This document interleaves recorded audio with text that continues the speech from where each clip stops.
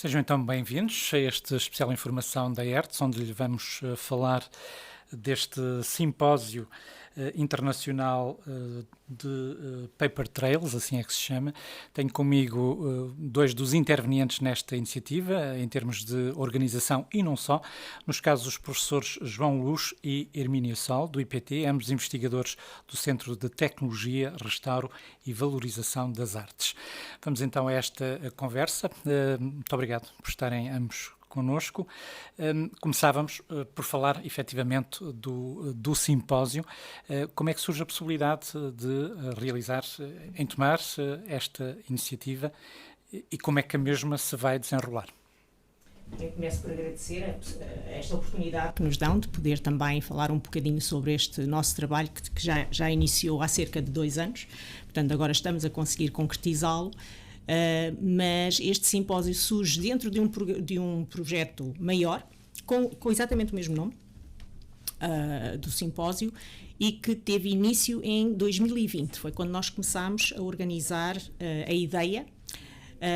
A ideia foi efetivamente de uma colega nossa, também investigadora, que é a Renata Faria Barbosa, que ela é que tem o treino todo em arquitetura e, como tal, ela trouxe-nos a ideia. E depois de termos a ideia, começámos a ver se haveria a possibilidade de estabelecer uma parceria, criarmos laços com outras pessoas dentro da Europa que pudessem ter trabalhado em projetos semelhantes. O projeto, originalmente, o que ele pretende é chamar a atenção para e consciencializar para a existência de uma quantidade de património industrial que está, em muitos casos, devoluto, em ruína, abandonado ou sem se saber muito bem o que fazer com ele, porque não é fácil, e nós sabemos perfeitamente isso, que não é fácil dar uma nova vida, reabilitar, é preciso um capital doido para poder reabilitar uma estrutura como estas que nós temos aqui. E tendo nós esse complexo das fábricas de papel, utilizámo-lo como mote para o nosso projeto. E quando iniciámos esta procura de parceiros, tivemos uma sorte incrível que fomos bater à porta de uma instituição e de uma colega em concreto que tinha trabalhado em algo extremamente semelhante, mas em Ivrea, Itália, no norte de Itália, um complexo das fábricas Olivetti, que foi todo reabilitado, muito com a ajuda de um trabalho de consciencialização que também foi feito por essa instituição, juntamente com o Politécnico de Milão. E nós pensámos, bem, não vale a pena inventar a roda, se alguém já o fez, vamos seguir mais ou menos a mesma metodologia e com auxílio vamos ver se conseguimos de alguma forma fazer o mesmo em Tomar, visto que temos também aqui o património que necessita desse tipo de atenção. O projeto deles correu tão bem que eles conseguiram, em 2020, o selo da Unesco para Cidade de Património Industrial. E está um complexo lindíssimo, obviamente não com produção de máquinas de escrever, porque isso já passou à história, mas um complexo não só empresarial, outro tipo de empresa, e um projeto museológico, esse sim dedicado às máquinas de escrever. Daí o nosso logótipo ter feito esse elo com uma grafia, com um lettering que relembra as máquinas Olivetti. Portanto, nós fizemos essa aliança. Em relação ao simpósio, o simpósio era em si também um produto desse projeto e começámos a desenhá-lo também em 2020, entretanto sofreu alterações por força de termos de cancelar por causa do Covid e agora estivemos em condições que reunimos várias pessoas, todas elas que trabalham com papel, mas em circunstâncias muito diversas.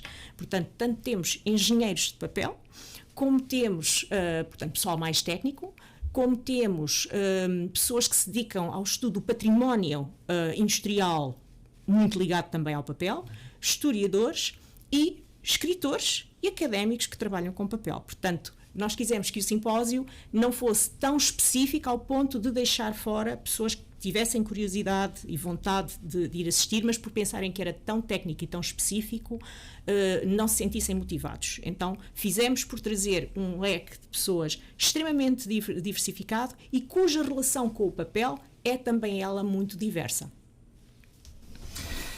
Eu passava ao professor, e nesta ótica são ambos investigadores, não é? De facto, esta é uma matéria que hoje tem preponderância, digamos assim, naquilo que é o vosso trabalho de investigação.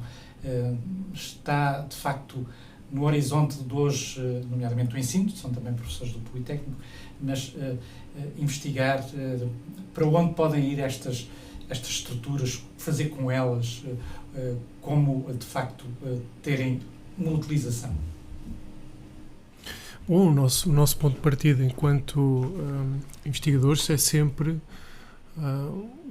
olhar para o território, ver as suas características, perceber que aspectos é que podem ser valorizados, que aspectos é que podem ser trazidos para análise e discussão da comunidade em geral. Este assunto em particular, este processo que iniciámos há 2 anos, de percebermos que estruturas é que existem após este período de desindustrialização que foi muito impactante aqui na região, em particular em Tomar, leva-nos a olhar para as circunstâncias em que se deu esse processo, e chegado a este momento em que temos que apontar eventualmente para linhas de orientação, ou linhas de atuação, melhor dizendo, linhas de atuação futuras. Portanto, há aqui um misto de um olhar retrospectivo, analítico, sobre os últimos 30 anos, mas não podemos, se calhar o objetivo último é exatamente apontar linhas de estratégias, melhor dizendo, estratégias de evolução que passam por algumas ideias de reaproveitamento, reutilização destes espaços, porque estes espaços são neste momento património, mas estão um pouco abandonados, e a sua valorização implica olharmos para o seu potencial, percebermos o que é que pode ser feito, mas tal como a professora Hermínia disse, isto carece de investimentos muitíssimo avultados, portanto não estamos a falar de recuperar alguns elementos patrimoniais que possam existir na cidade, um lagar antigo, como aconteceu ali na Levada, ou uma estrutura de dimensões mais reduzidas. Estamos aqui a falar de estruturas colossais, que quer dizer, a escala se calhar até nos escapa um pouco a escala que elas atingem quando pensamos naquilo que possa vir a ser no futuro. Ideias não faltam, não é? Que nós, quando estamos naquelas estruturas e olhamos à nossa volta, passam-nos 1000 e uma coisas pela cabeça, porque a imaginação leva-nos a isso. Mas, na verdade, para replicarmos, por exemplo, para replicarmos aqui em Tomar aquilo que aconteceu em Ivrea, é preciso desde logo uma chamada de atenção, que se calhar é esse o principal ponto da nossa investigação, uma chamada de atenção, até um alerta para que temos aqui algo com um potencial de desenvolvimento muito importante que não devemos esquecer, mas implica uma concertação de parceiros. Temos de ter as entidades públicas a dialogar com entidades privadas, e estamos a falar de várias entidades a vários níveis, mas sem dúvida que aqui o poder local, a autarquia, eventualmente a CIMT, a Comunidade Intermunicipal, tem um papel fundamental como aglutinadores de todos estes elementos que giram à volta desta ideia, e estes elementos, estes parceiros são o Politécnico de Tomar, são investidores privados que podem ir desde sociedades de investimento, sociedades de engenharia, arquitetura, e depois no fim da linha os utilizadores, que podem ser cidadãos, podem ser empresas, e dentre as empresas podem ser empresas da área das indústrias criativas e cultura, podem ser serviços diversos, enfim, o potencial é imenso. Por isso eu diria que isto serve como um ponto de partida, uma chamada de atenção para aquilo que possa vir a acontecer, de bom. Professora, esta é uma realidade que vocês vão tentar abordar, digamos assim, recorrendo também a figuras que vão estar presentes e conhecedoras da matéria, obviamente, neste simpósio, que vos vão ajudar nesta reflexão. Exatamente. De que forma? Bem, começa, como eu disse há bocado, por chamar pessoas que têm um olhar muito diferente sobre o mesmo tema. O nosso tema é as fábricas de papel, porque é aquelas que mais dizem à cidade, e a cidade, de facto, é o centro do simpósio, mas passa também por fazer a apresentação de um documentário onde entram vários intervenientes, não só atuais, portanto, pessoas que vão dar o seu testemunho relativamente a projetos desta natureza de reabilitação, fazendo uma menção à capacidade de adaptabilidade que eles terão de ter no futuro, porque os tempos são tão voláteis que um espaço que neste momento está a ser considerado para efeitos culturais, daqui a 10, 20 anos poderá ser chamado a assumir uma nova missão. Mas nós também temos consciência que, quando iniciamos o projeto, e sobretudo o projeto documental, rapidamente nos apercebemos, à medida que fomos conhecendo as diversas pessoas com quem com quem fomos interagindo, no sentido de poderem dar o seu testemunho, o seu depoimento para o filme, que estávamos a trabalhar com um material muito sensível. Portanto, era uma... eu pelo menos não sou de Tomar, eu não fazia ideia, portanto comecei mesmo a trabalhar e a pesquisar muito sobre o assunto, e à medida que ia falando com as pessoas, portanto é uma ferida que ainda está muito aberta, portanto é um passado extremamente recente, diria mesmo que para algumas pessoas foi traumático e teria de ser tratado com muita sensibilidade também, para não criar, lá está, uma expectativa falsa relativamente àquilo que nós pretendíamos fazer com o projeto e com o filme em si, mas a nossa ideia era precisamente, de alguma forma, ajudar a sarar, mostrando que há outras possibilidades, mas vincando de alguma forma que o passado já ficou lá atrás e realmente aquilo que foi dificilmente voltará a ser. E daí os nossos convidados terem uma visão muito contemporânea também daquilo que poderá voltar a ser este tipo de infraestrutura. Nomeadamente, o que é que poderia voltar a ser? O que é que poderia voltar a ser? E o que é em concreto? Já se apontam eventuais, digamos, possibilidades. Falávamos aqui há bocadinho da questão, por exemplo, de um aproveitamento cultural para determinadas estruturas, mas haverá outras, obviamente, opções, digamos assim. O que é que se pode aproveitar em termos de ideias para estes espaços? Das investigações que nós fizemos, das várias, inclusive das conversas que tivemos com colegas estrangeiros e que têm trabalhado muito neste âmbito, há uma tentativa para, sobretudo, para a museologia destes espaços, mas claro que a museologia tem os seus limites, inclusive a nível de retorno financeiro, o que nós também percebemos perfeitamente. Há, contudo, outros exemplos que nós vimos que não passam por a versão mais, que me parece, aquela que em Portugal mais rapidamente as pessoas acolhem, que é da hotelaria, por precisamente verem um retorno fácil ou imaginarem que o retorno será mais fácil, mas há também a questão residencial, portanto habitacional. a reestruturação de espaços destes sem os desvirtuar a nível da sua estrutura arquitetónica, mas transformá-los em habitação, que nós todos sabemos que é algo que faz de facto muita falta.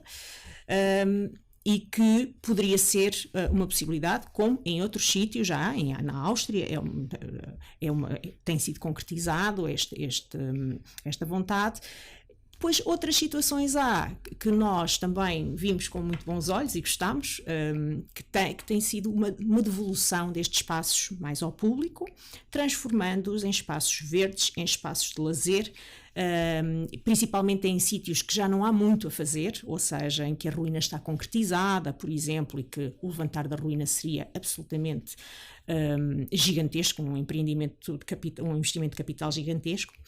Portanto, haver uma adaptação desses espaços para espaços de lazer de que toda a gente pudesse, de alguma forma, usufruir. Mas claro que isso lá tem o tal problema do retorno financeiro. De qualquer das formas, a um nível de governo local ou até a nível nacional, a aquisição de um espaço desses acaba por trazer também benefícios, quanto mais não seja, ao nível da saúde, porque poderia influenciar uma redução nos gastos de saúde, porque permitiria o bem-estar físico e mental de várias pessoas. Esta é a nossa perspectiva, tem sido uma angariação de situações, de exemplos espalhados pelo mundo mesmo, portanto não é uma coisa só europeia, portanto é um movimento que está a acontecer a nível mundial para, de alguma forma, reabilitar estas estruturas ao invés de as demolir. Claro que não podem ser todas reabilitadas, há sempre escolhas que são feitas, escolhas criteriosas e alguns são aproveitados, outros há que têm de ser, de facto, demolidos porque não há capacidade para manter todos. Professor, comunga desta ótica, digamos assim, de facto, o caminho é diversificar, digamos assim, em termos de oferta, se podemos utilizar o termo, a utilização destes espaços. Sim, os nossos interlocutores apontam, as entidades, as pessoas com quem dialogamos, apontam nesse sentido. Há, desde logo, um princípio de sustentabilidade destas reabilitações, ou da reabilitação destas estruturas, e só o facto de pensarmos nesse sentido, no sentido de sustentabilidade financeira destes investimentos, isto conduz-nos forçosamente a uma diversificação daquilo que podem ser as áreas de intervenção nestas estruturas, que, como eu disse há pouco, são colossais. O volume que ocupam nem sequer nos levam a pensar que possa ser ocupado possam ter uma ou dois tipos de utilização. Não é? Será sempre à partida muito diverso, e nós, se formos arrojados sem nos deixarmos levar pelos nossos ímpetos de ficção científica, mas sem sermos muito arrojados, facilmente entendemos que podem estar ali bairros urbanos, como nós vemos em áreas mais cosmopolitas por todo o mundo. Quando eu falo em bairros urbanos, falo em complexos que misturam a área residencial com a área de serviços, com a área cultural, com a área de lazer, com a área pública, com espaços verdes. Quando nós pensamos neste mundo novo e aceitamos e abraçamos esta ideia de futuro, ou esta utopia de um meio de bem-estar social, nós pensamos que estas estruturas estão prontas, estão dispostas para serem aproveitadas nesse sentido. Mas para quantificar, estamos a falar de investimentos na ordem das dezenas de milhões de euros ou das centenas de milhões de euros. Portanto, não é algo que se faça o próprio desenvolvimento e a atualização destas estruturas não é algo que se faça sequer a médio prazo, portanto estamos a falar em projetos de recuperação que podem demorar mais de uma dúzia de anos, porque mesmo a sua diversificação, o seu crescimento vai sempre depender das leis da procura e da oferta, que é mesmo assim. Portanto, as entidades públicas, ainda por cima no contexto em que estamos, as entidades públicas e a iniciativa privada têm que fazer forçosamente contas rigorosas e em nome desse princípio de sustentabilidade, o que se prevê ou o que se idealiza neste momento. Portanto, quando eu refiro previsões, já parece que é algo de muito concreto, mas não existe de momento nada de muito concreto, mas aquilo tudo aponta para que esse aproveitamento diversificado destas estruturas seja feito gradualmente, mas sempre numa perspectiva de longo prazo. Isto coloca problemas. A informação que recebemos, as opiniões que recolhemos, destacam logo a complexidade desta reabilitação, de um projeto de reabilitação desta dimensão. A complexidade que começa exatamente como é que vamos, por onde é que se inicia um processo de reabilitação, porque parte destas estruturas se inicia esse processo, e depois, tendo em conta que depois pode haver situações em que há partes reabilitadas e partes por reabilitar. Como é que é feito esse convívio em estruturas destas, que muitas delas estão em ruína? Portanto, estamos a falar de um processo enorme, gigantesco, mas que, se pensarmos naquilo que seria a sua concretização total, se pensarmos nessa ideia de bem-estar e de pequenas comunidades que iriam repovoar aquelas estruturas, que em tempos tinham 400, 500 trabalhadores a trabalhar em simultâneo ali, nós ficamos, é uma ideia muito atraente, nós ficamos totalmente rendidos a essa possibilidade. Portanto, a partir do momento em que houver conjugação de vontades, assim se fará. Para que esta conjugação aconteça, há que mudar mentalidades. Já chegámos a esse ponto, a maçã está suficientemente madura para, de facto, colher esse fruto. Essa é a parte mais difícil, não é? As mentalidades é o que demora mais tempo a alterar, até porque falando da conjugação de vontades, não é? Pois as vontades também são diferentes dentro da conjugação. E há pessoas que há elementos, não é? Portanto, intervenientes que têm objetivos diferentes quando entram numa aliança destas. E é essa, muitas vezes, a impaciência de uns, em contraste com a paciência que outros sabem que têm de ter para chegar ao objetivo final, é o mais difícil. Muitas vezes é essa a razão e a incapacidade de conciliação, de obtenção dos objetivos por uma parte e por outra à mesma velocidade, porque não é de todo possível, que conduz a que muitos projetos acabem por não sair do papel, acabem por não se concretizar. Passa muito por aí, portanto há sempre uma exigência de velocidade que não é possível concretizar em projetos desta dimensão e precisamente pelo valor de capital que é necessário injetar neles.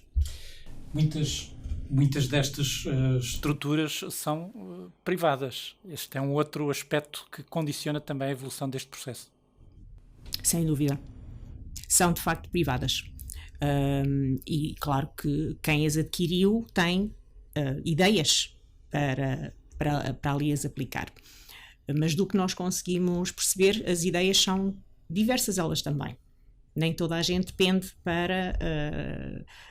para um mesmo objetivo, e ainda bem, porque senão teríamos um conglomerado repetitivo, com um objetivo repetitivo, não é? O que também não é desejável. Muito bem, vamos adiante. Falemos agora mais concretamente daquilo que vai ser o programa deste simpósio. Vai ter vários momentos, alguns também de convívio, para além do trabalho que vai ser realizado no âmbito do mesmo.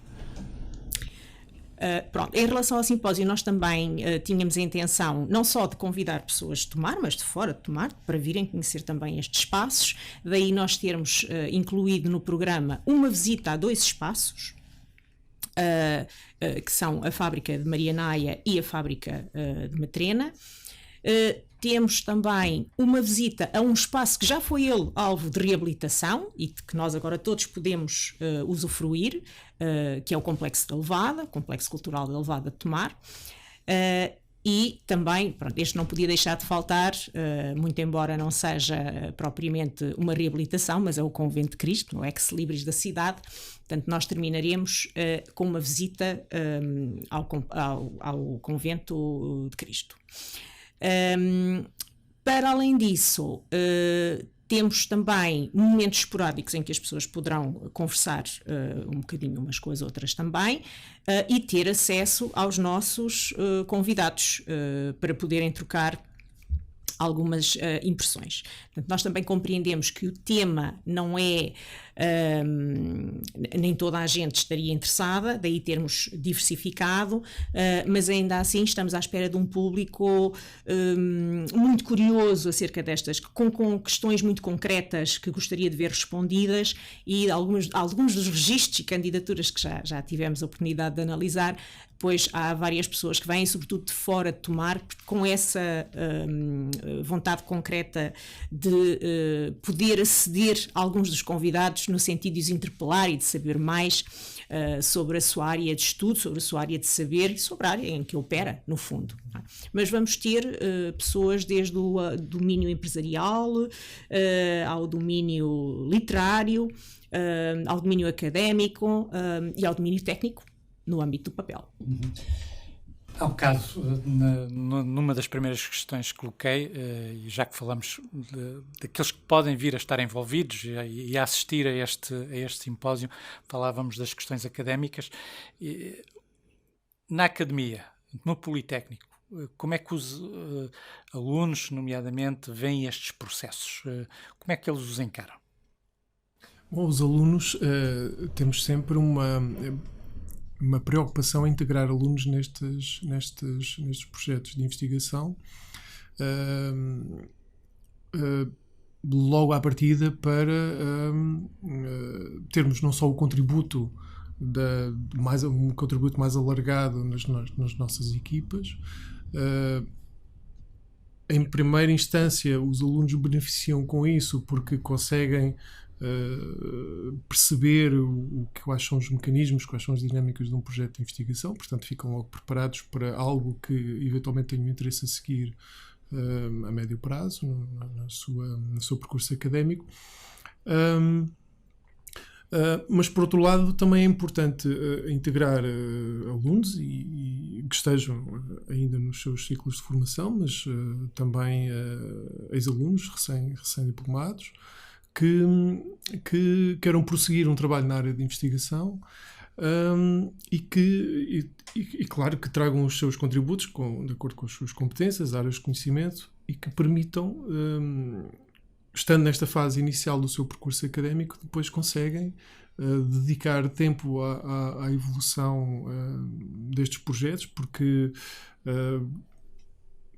pelo menos tanto quanto eu vejo, aquilo que estamos a iniciar agora, e de acordo com aquilo que eu também disse há pouco, estes projetos, aquilo que estamos a iniciar agora perspectiva-se a muito longo prazo, portanto temos um horizonte temporal de 12 anos ou 16 ou 20 anos.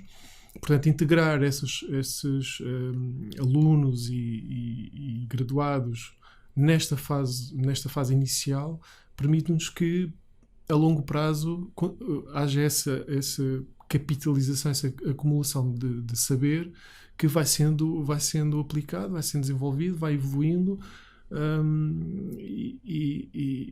e eventualmente, quer dizer, o nosso ciclo de permanência da academia não é eterno, Portanto, chegaremos ao fim do nosso ciclo e haverá um prosseguimento por parte desta integração de alunos e graduados que está a ser feito já de início. Portanto, o que se procura fazer, mas isto é genérico aos vários projetos de investigação ou à atividade de investigação académica em si, é que haja essa continuidade no trabalho, evolução, que depois pode refletir, divergir, enfim, porque o saber não é estático, as condições estão constantemente a mudar, mas é muito importante integrarmos desde logo, e se calhar respondendo e concluindo em relação à pergunta que fez, é fundamental integrarmos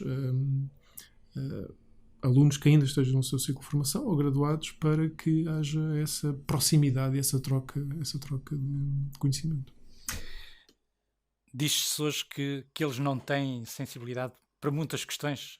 Neste caso concreto, essa abertura, essa sensibilidade, essa visão vai existindo a este nível?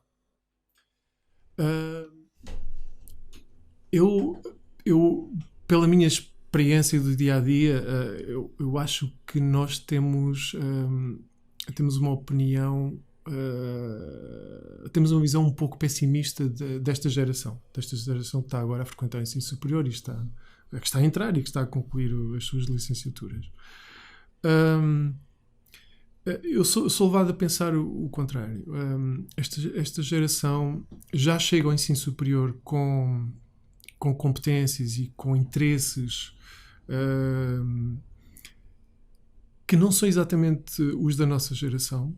Portanto, temos que perceber isso e a maneira de pensar, a maneira como a tecnologia influencia a maneira de pensar, os hábitos diários, os pequenos gestos de enviar um texto, de gravar um depoimento de áudio para enviar a alguém. Quer dizer, isto são coisas que esta geração digital para eles é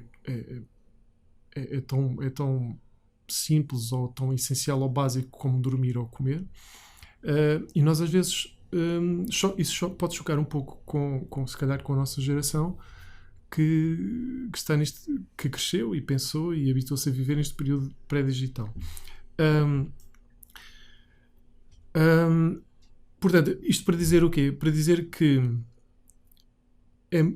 acredito que esta geração, estamos a falar dos nossos alunos, quando olhamos para as nossas salas de aula e para as nossas turmas, nós às vezes somos levados a pensar que podem parecer um pouco aliados daquilo que os rodeia, ou um pouco alienados, demasiado centrados nos ecrãs, mas o que é certo é que eles estão a processar muita informação, estão a processar se calhar até demasiada informação, o que reduz a memória de curto prazo. Nós sabemos que há esse problema, mas eles processam e retêm muitas das coisas que lhes dizemos e muitos dos aspectos que tentamos chamar a atenção e tentamos sensibilizá-los para determinados aspectos. Às vezes parecem estar aliados disso, mas de facto, depois quando nós vemos de maneira muito prática, quando nós vemos através dos trabalhos ou através da relação que temos no dia-a-dia nas aulas, nós percebemos que essas sementes de curiosidade que nós depositamos neles estão lá e estão a ter algum impacto na mundividência que eles têm sobre aquilo que os rodeia. Portanto, pode passar-nos despercebido, e se calhar a maior parte das pessoas também, porque se nós olhamos para um grupo de jovens adultos na casa dos 20, se calhar num grupo de 6, 4 estão a olhar para um ecrã, mas estão a ouvir outras coisas à sua volta, e isto pode-nos causar alguma estranheza, mas de facto eles estão a processar muita informação e estão em contacto com o mundo. Quando nós pensamos na vida das cidades, nas nossas cidades médias, em que as pessoas se conhecem, se cruzam na rua, ainda se cumprimentam, ainda existe esta relação de proximidade. misturada com outros hábitos mais urbanos. Mas quando pensamos nestas cidades e quando dialogamos com os alunos no sentido de que o que é viver nestas cidades, como é que nós podemos atingir um nível de bem-estar social, de dinâmica cultural, até de alguma sofisticação urbana, o que é preciso para fazermos isso? Eles dão-nos respostas, porque nós temos alunos de todo o país, temos alunos de outros países, portanto a academia é propícia a este alargamento e este esclarecimento e esta chamada de atenção para aquilo que é a mundividência desta geração, que de certeza que está disposta a mudar coisas. Se me permite, eu gostava só de complementar aqui a resposta do João. Eu concordo 100% com tudo o que ele disse, não tenho nada uma má impressão. Claro que são sensibilidades diferentes e ainda bem, não é? Nós também já passámos por isso, inclusive um dos convidados foi meu professor, o professor Manuel Portela. Eu até lhe perguntava que opinião é que ele tinha de mim no primeiro ano, mas eu tenho receio da resposta, portanto não vou fazê-la. Mas também complementando muito concretamente em relação a este projeto, nós tivemos 3 alunos, não são nossos alunos, mas são alunos do Instituto Politécnico de Tomar, colaboraram abertamente connosco, inclusive na criação de toda a imagem gráfica do projeto. Foram 2 alunas do mestrado de Artes Gráficas que conceberam. A Maria Beatriz Gonçalves e a Marta Oliveira, e a nível da cobertura fotográfica foi o Hugo Malainho, também aluno da licenciatura em fotografia, que fez um trabalho absolutamente magnífico, que ainda hoje andamos sempre a aproveitar as fotografias dele, porque são verniers autênticos, mas fotográficos, e a eles muito lhes devemos, porque de facto eles, assim que os abordámos, eles aderiram imediatamente e trabalharam muitas horas a par connosco. Portanto, não temos... a nossa opinião é excelente. Muito bem. Voltávamos à programação e aos objetivos deste evento. Naturalmente, estas questões também têm a ver com sustentabilidade, o ambiente, também a economia circular. São tudo temas, chavões, entre aspas, que estão aí na ordem do dia. Tudo isto também vai passar pelo conjunto de intervenções, não só no âmbito do simpósio, mas daquilo que se pretende ser como objetivos desta iniciativa, não é?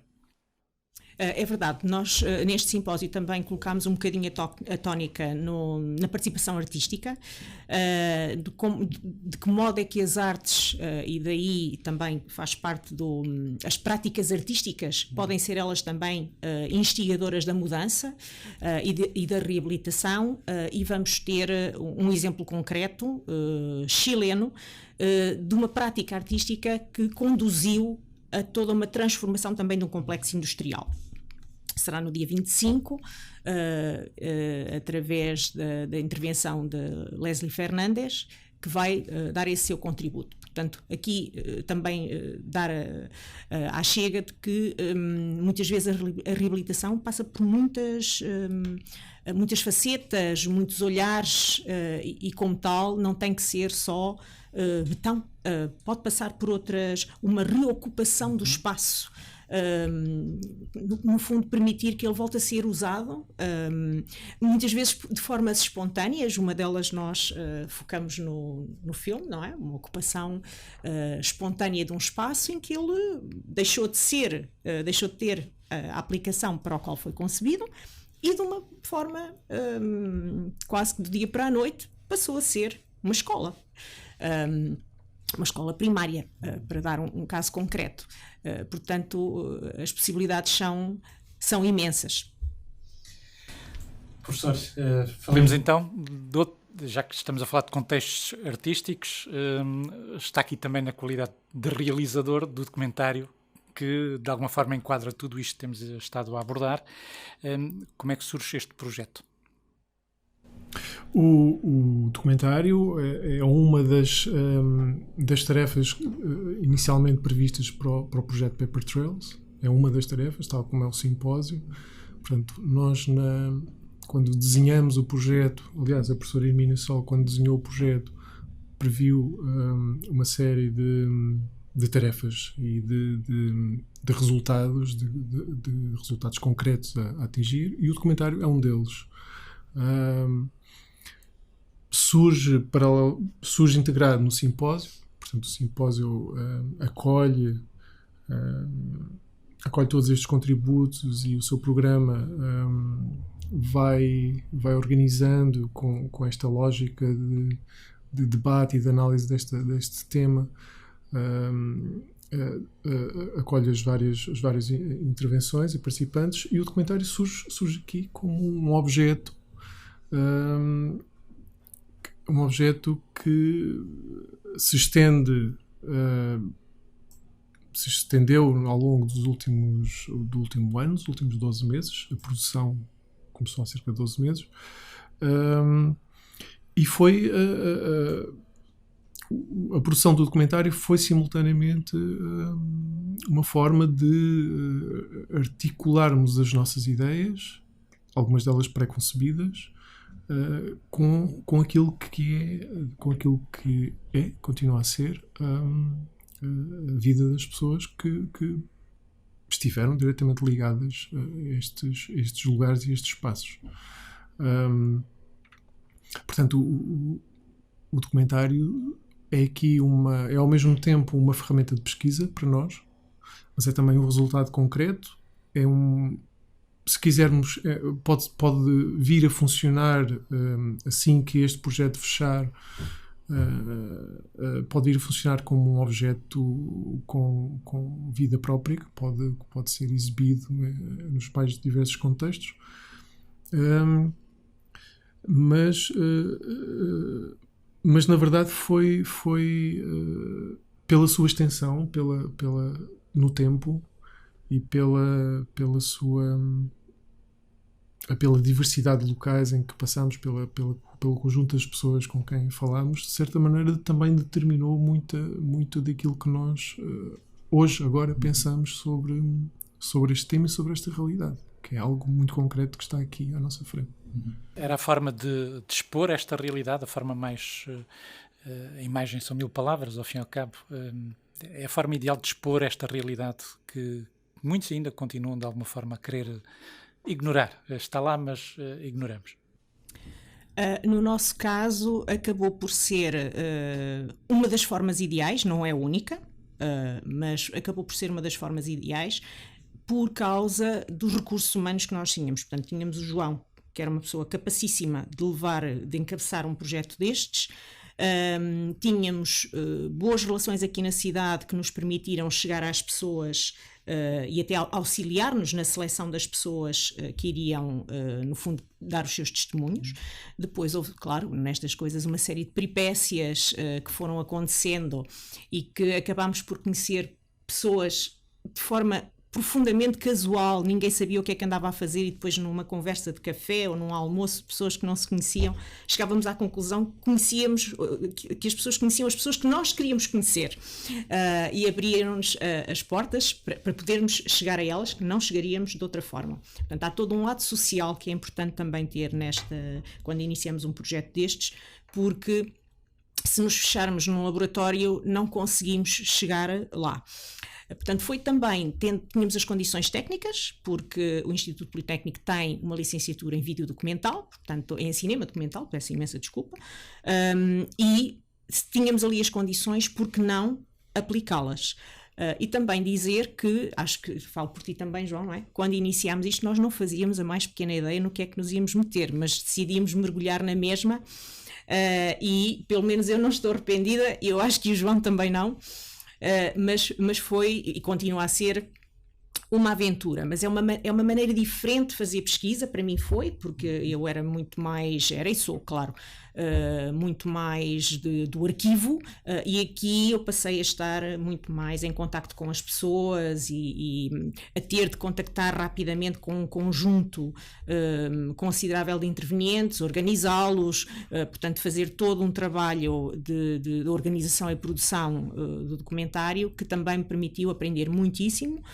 e neste momento, é como diz o João, as ideias que eu tinha dissiparam-se praticamente todas. Portanto, o olhar que eu tenho agora é um olhar muito mais educado, muito mais informado, graças ao trabalho de pesquisa que um documentário também implica. E é muita discussão, a troca de ideias entre nós que estamos a trabalhar. Portanto, nós estamos aqui só nós os dois, mas há mais gente envolvida neste projeto, no projeto documental e não só, de maneira que foi um trabalho que nós gostamos bastante de fazer. Para mim foi uma estreia, não foi uma estreia, mas foi uma estreia em maior escala, e como tal, o facto de ser tão diverso daquilo a que eu estava habituada também foi muito agradável. Foi um trabalho que eu gostei imensíssimo de fazer, e daí convidar as pessoas a verem o produto final. João, Luz, este documentário, como é que foi sendo elaborado? Já aqui vimos que foi um processo longo, de acompanhamento ao longo dos tempos, mas como é que foram as reações do outro lado das pessoas que falaram, que intervieram sobre este processo, sobre a unidade Fabril onde já trabalharam? Como é que foi tudo isso? Por acaso, há aspectos de produção que recaíram sobretudo na professora Hermínia e na arquiteta Renata Barbosa.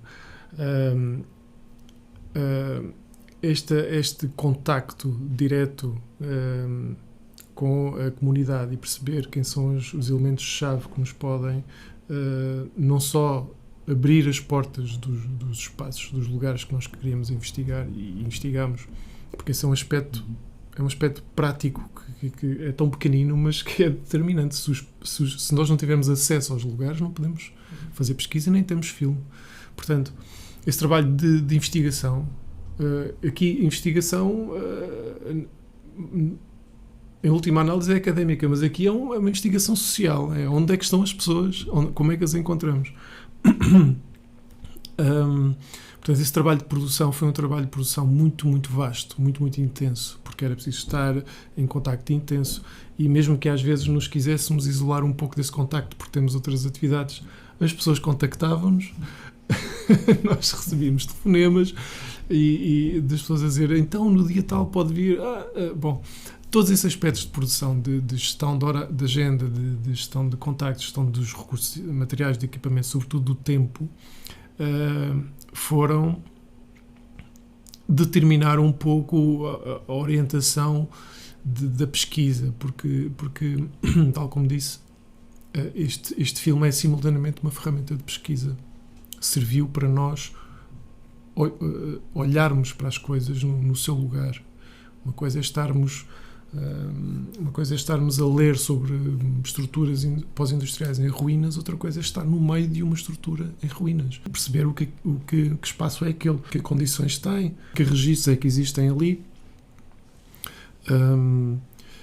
Quando eu falo em registros, falo em aspectos materiais, arqueológicos, quase, porque existem literalmente registros. Existem dossiês com fichas pessoais, existem cartões pessoais, existem folhas de assiduidade, existem mapas. Portanto, estamos a falar em espaços que foram abandonados, mas que continuam, se hoje lá entrarmos, existem vestígios daquilo que foi o seu passado recente.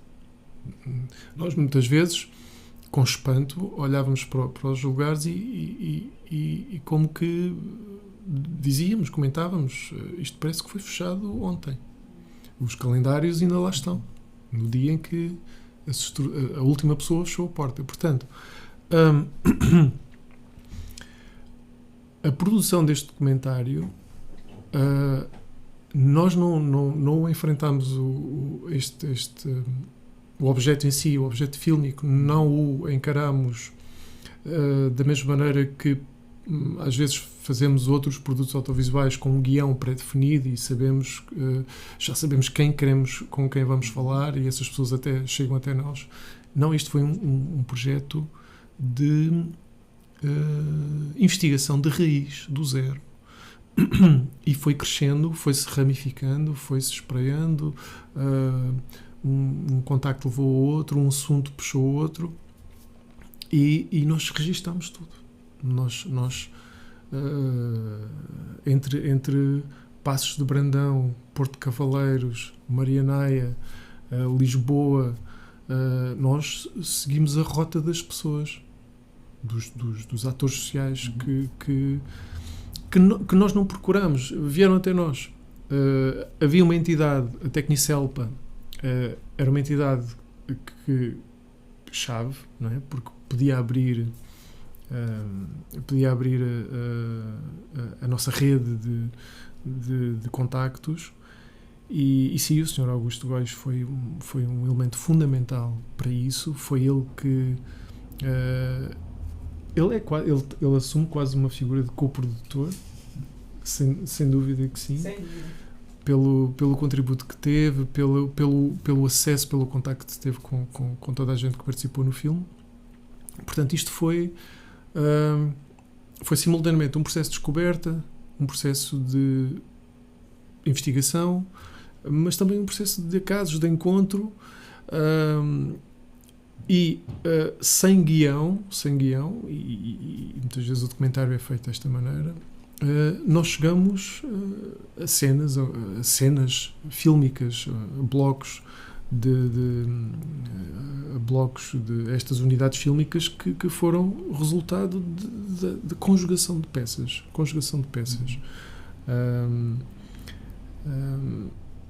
Levar as pessoas aos locais não dependeu exclusivamente de nós. Nós tivemos esse privilégio e essa sorte das pessoas nos terem levado e terem aberto as portas. Portanto, isto é um trabalho que escapa muitíssimo ao nosso controlo, à nossa necessidade de controlo. É um trabalho, sobretudo, de estarmos abertos àquilo que possa acontecer. Muito bem, vamos terminando. As pessoas vão poder ver o Marca d'Água, é o nome deste documentário, vão poder ver aquilo que é o resultado de tudo isto e, de certa forma, também, de alguma forma, serem influenciadas neste objetivo final, que é a recuperação desses espaços. Professora, convite também para a visualização deste documentário e algo mais que tenha ficado por dizer, obviamente, em relação a tudo isto. Faço sim, senhor. Portanto, o convite eu deixo aqui. Já deixei em vários outros sítios, mas deixo aqui também.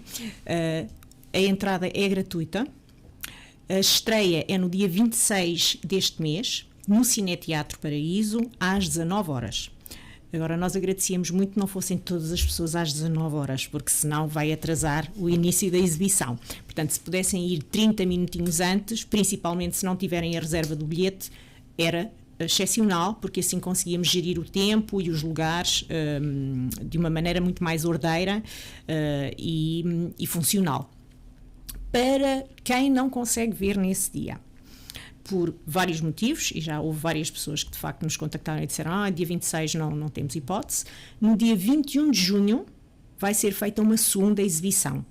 Desta vez, graças à boa vontade do Cineclube de Tomar, do Plano Extraordinário, na figura da sua presidente e da restante direção, que anuíram a incluir uma segunda exibição na sua programação de junho. Volta a ser à mesma hora, portanto 19 horas sempre, para coincidir com os horários do Cineclube, e neste caso não será necessário fazer a reserva de bilhetes, mas convém, mais uma vez, se houver muita gente, ir um bocadinho cedo para não atrasar a exibição. Portanto, está feito o convite, não é preciso pagar nada, portanto, no nosso caso, é a oferta que nós damos à cidade, portanto, do trabalho que nós fizemos, está aqui uma oferta, portanto, o documentário é para toda a gente poder ver. Claro que a estreia é estreia, porque vão lá estar muitos dos intervenientes que entraram, muitos dos atores sociais vão estar no Cineteatro, portanto, esperamos que seja, é sempre uma sessão muito mais emotiva, muito mais agradável, precisamente porque nós estamos a ver as pessoas no ecrã e estamos a vê-las, algumas ao nosso lado. Portanto, e é nesse sentido também que eu faço o apelo a quem puder, dia 26, será um bocadinho mais entusiasmante, digamos. Se não for todo possível, então no dia 21 de junho, no mesmo local, à mesma hora, voltará a ser exibido o mesmo filme. Muito bem, ficamos então por aqui. Muito obrigado a ambos por terem estado connosco, dar conta então desta realização que é o Simpósio Internacional Paper Trails, também a estreia absoluta deste documentário sobre as fábricas de Tomar, sobretudo na indústria do papel, este documentário que tem o título de Marca de Água. É tudo, muito obrigado a ambos.